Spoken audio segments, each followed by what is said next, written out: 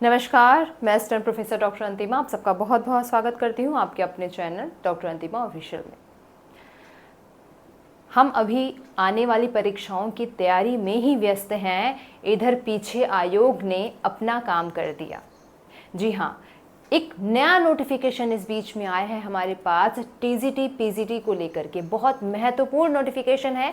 हम सब पढ़ाई में व्यस्त हैं, आप बिल्कुल पढ़ते रहिए, लेकिन साथ साथ हमें तैयार होना होगा आगे आने वाले कल के लिए भी। जी बिल्कुल, क्योंकि ज़रूरत है ध्यान देने की। कुछ परिवर्तन है, कुछ बहुत महत्वपूर्ण परिवर्तन है, और इससे पहले कि वैकेंसी आ जाए, अगर आप इसके लिए तैयार नहीं हैं तो अपने आप को इस पहले से ही तैयार कर लें।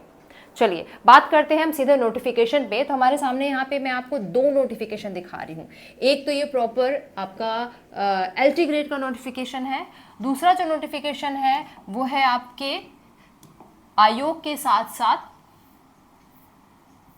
जो यूपी टीजीटी पीजीटी है, एलटी जीआईसी के साथ साथ यूपी टीजीटी पीजीटी की भी क्या जो है अब योग्यता होगी, क्या अर्हता होगी, इस वीडियो में हम इन्हीं दो नोटिफिकेशन पे बात कर रहे हैं। बहुत महत्वपूर्ण है, ध्यान से सुनिए और समझिएगा। पहले मैं बात करती हूं कि यूपी टीजीटी पीजीटी, पहले हम टीजीटी पे बात कर रहे हैं, ठीक है। टीजीटी में सामान्यता क्या अर्हता थी? यूपी टीजीटी की जब हम बात करते थे तो क्या हम यार योग्यता थी?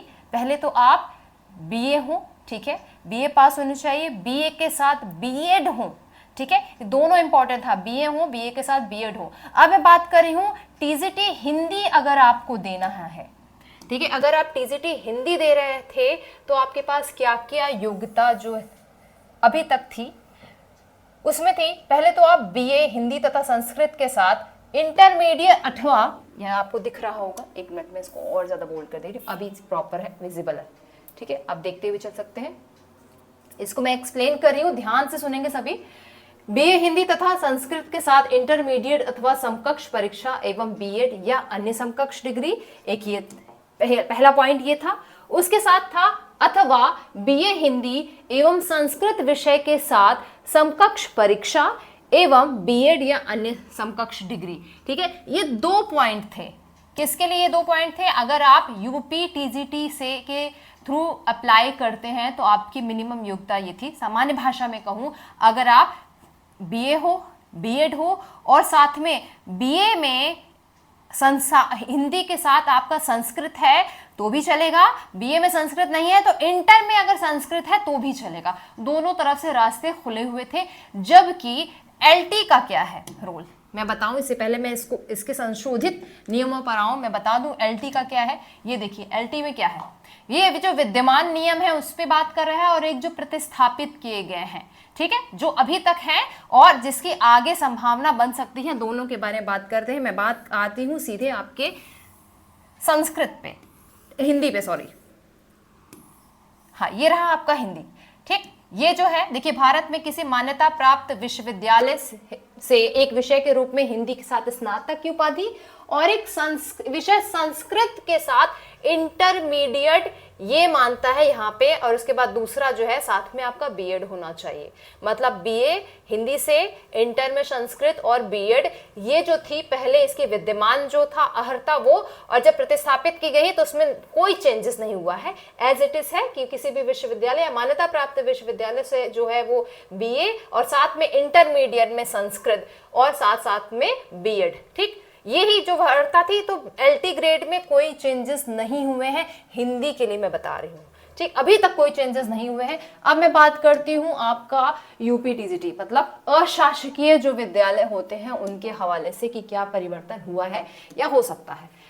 ये रहा जो आपका पहले हम अभी तक मानते थे। अब इसको प्रस्तावित क्या किया है, जो अभी हमने एलटी ग्रेड के बारे में सुना ना, एलटी ग्रेड जिसमें भारत में किसी विधि द्वारा स्थापित किसी मान्यता प्राप्त विश्वविद्यालय या डीम्ड विश्वविद्यालय जहां से जो है मान्यता प्राप्त होना चाहिए, वहां से हिंदी में के साथ स्नातक, ठीक है, और उसके साथ साथ इंटरमीडिएट जो है संस्कृत में इंटरमीडिएट या इसी के समकक्ष, इंटरमीडिएट के समकक्ष एक परीक्षा होती है मध्यमा, वो दोनों में से कोई उत्तीर्ण किए हो, ये इंपॉर्टेंट है, ठीक है, और साथ में बीएड।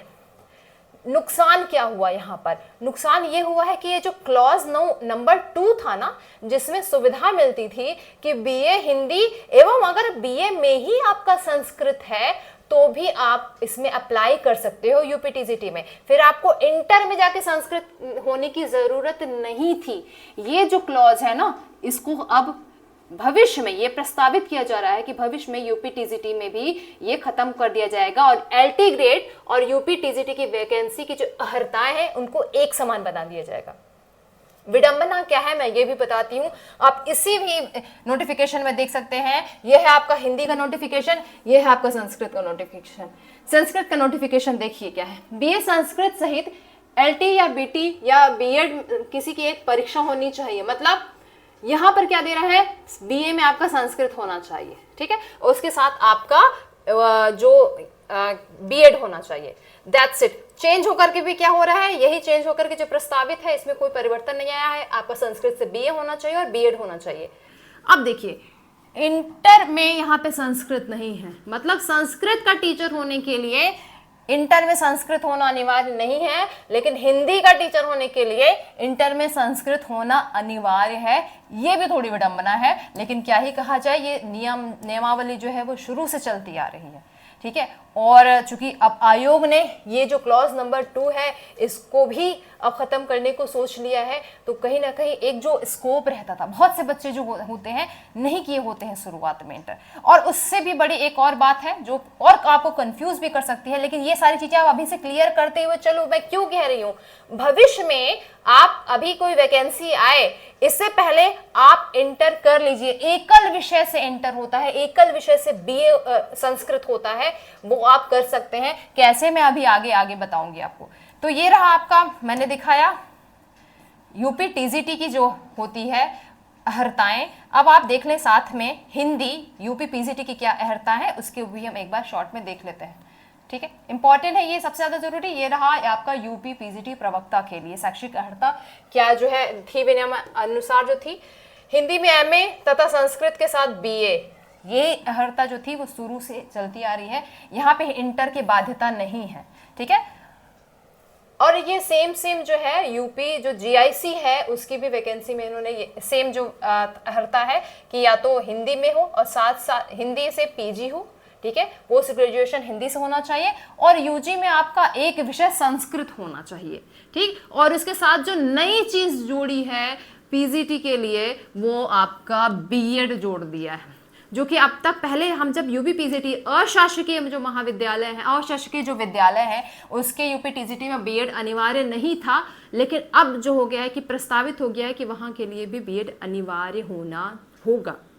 अब ये सब सारे प्रस्तावित है और मुझे लगता है बिना किसी लाग लपेट के ये पास भी हो जाने वाला है। कितने बच्चे से प्रभावित होंगे ये जाहिर सी बात है कि अब यहाँ पर जो 2-3 पॉइंट जो निकल के आ रहा है वो समझ ले कि अगर आपको हिंदी का टीचर बनना है, टीजीटी पीजीटी की तैयारी कर रहे हैं आप, तो सबसे पहले यूपी में अगर आप हिंदी का टीचर बन रहे हैं तो आपका संस्कृत से इंटर भी होना चाहिए, तो आप टीजीटी के टीचर बन सकते हो, और संस्कृत जो है वो आपके बीए में होना चाहिए तो आप पीजीटी का टीचर बन सकते हो, ठीक है। इन शॉर्ट यही कहा गया है, ठीक। हिंदी आप यूजी हो और पीजी हो, इसके साथ साथ आपका इंटर में संस्कृत होगा तो आप टीजीटी बन पाओगे साथ में, और बीए में संस्कृत होगा तो आप पीजीटी हिंदी बन पाओगे। ये चीज बिल्कुल क्लियर कर लीजिए।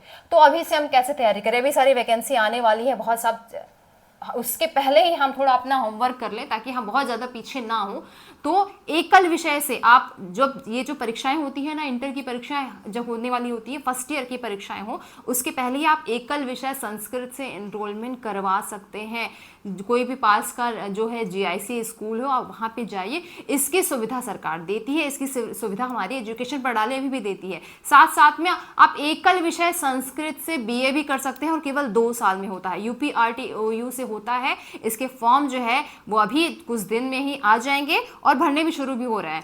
तो आप एज सुन एज पॉल मैं बिल्कुल कहूंगी, यदि आप यूपी टीजीटी और पीजीटी करना चाहते हो तो अभी से अपने आप को आप भविष्य के लिए तैयार कर सकते हैं। ठीक है, ये था एक जो नोटिफिकेशन इस बीच में आया था, बहुत से बच्चों को कंफ्यूजन हो रहा है। अभी भी किसी को कंफ्यूजन है, कोई डाउट है या कोई अपनी बात कहना चाहता है तो प्लीज कमेंट सेक्शन में बताएं। हमारी कोशिश होगी कि हम नेक्स्ट वीडियो में उन सभी टॉपिक पर भी बात करें। ठीक है, तो तैयारी करते रहो। अभी तो आप एग्जाम देने वाले हैं, लेकिन हमें भविष्य की संभावनाओं को लेकर भी तैयारी करना होगा। ठीक है, तो चलिए आप सभी को ढेर सारी शुभकामनाएं। शुक्रिया।